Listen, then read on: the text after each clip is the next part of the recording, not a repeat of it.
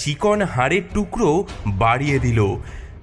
ডাইনির চোখ ছিল খুবই খারাপ, সে বুঝতেই পারল না। এখনো খুব রোগা, ওকে আরো খাওয়াতে হবে। এভাবেই রোজ ডাইনি আসতো ছেলেটি কতটা মোটা হয়েছে তা দেখতে।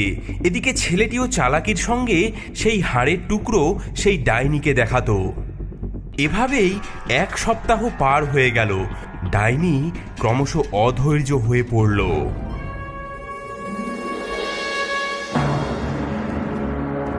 আরে কপাল, এই ছেলেটা এত মিষ্টি মিষ্টি খাবার খেয়েও মোটা হচ্ছে না কেন? আর অপেক্ষা করা যাবে না, কাল সকালে এই ছেলেকে রান্না করব।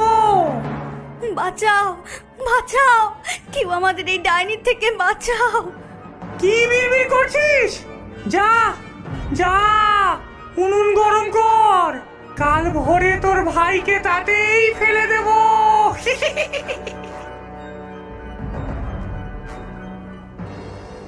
ভাই ভাই, বড্ড বড় বিপদ।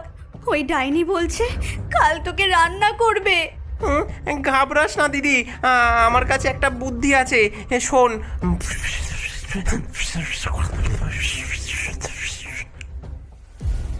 এই মেয়ে, উনুন গরম হয়েছে। তৎক্ষণাৎ সেই ডাইনিকে ধাক্কা দিয়ে উনুনের ভেতরে ফেলে দেয়। ভয়ঙ্কর চিৎকার করে সেই ডাইনি ভেতরে পড়ে যায়।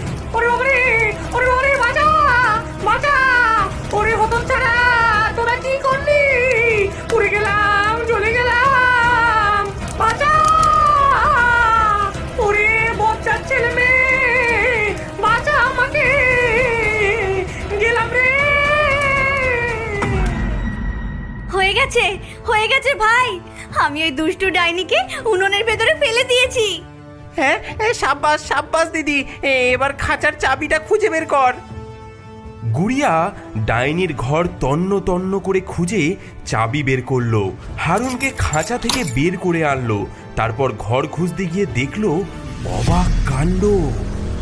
ভাই ভাই, এদিকে আয়, দেখ, বাক্স ভর্তি হিরে, সোনা, মুক্ত।